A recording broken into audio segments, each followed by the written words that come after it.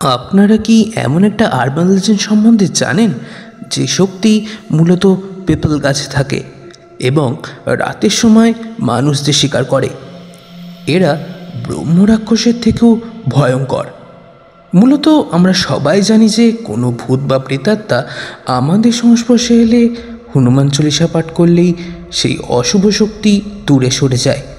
কিন্তু এমন একটা শক্তি আছে যার ওপর হনুমান চল্লিশা কোনো কাজ করে না।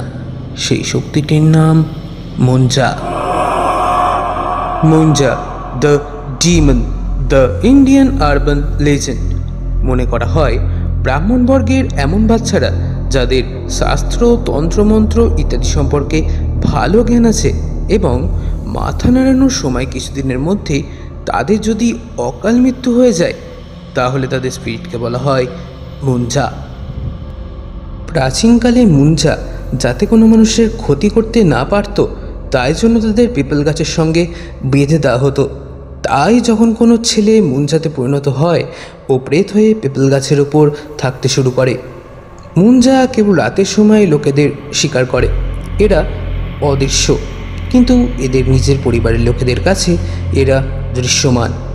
মুঞ্জা যদি কোনো মানুষের শরীরে প্রবেশ করে তাহলে তাদেরকে পজেস্ট করে, তাদেরকে পাগল পর্যন্ত করতে পারে। অনেক তান্ত্রিকেরা এদের সহায়তায় তাদের শত্রু পর্যন্ত দমন করেছিল। মুঞ্জা অনেক পাওয়ারফুল, তবে মুঞ্জা একটি বাচ্চা হওয়ার জন্য তাদের কাছে যদি মন থেকে ক্ষমা চাওয়া হয় তাহলে তারা তাদের শিকারকে ছেড়ে দেয়। এনিওয়ে, তোমাদের যদি ভিডিওটা ভালো লাগে তাহলে ভিডিওটিতে একটি লাইক এবং চ্যানেলের প্রথম হলে চ্যানেলটি সাবস্ক্রাইব করে দাও।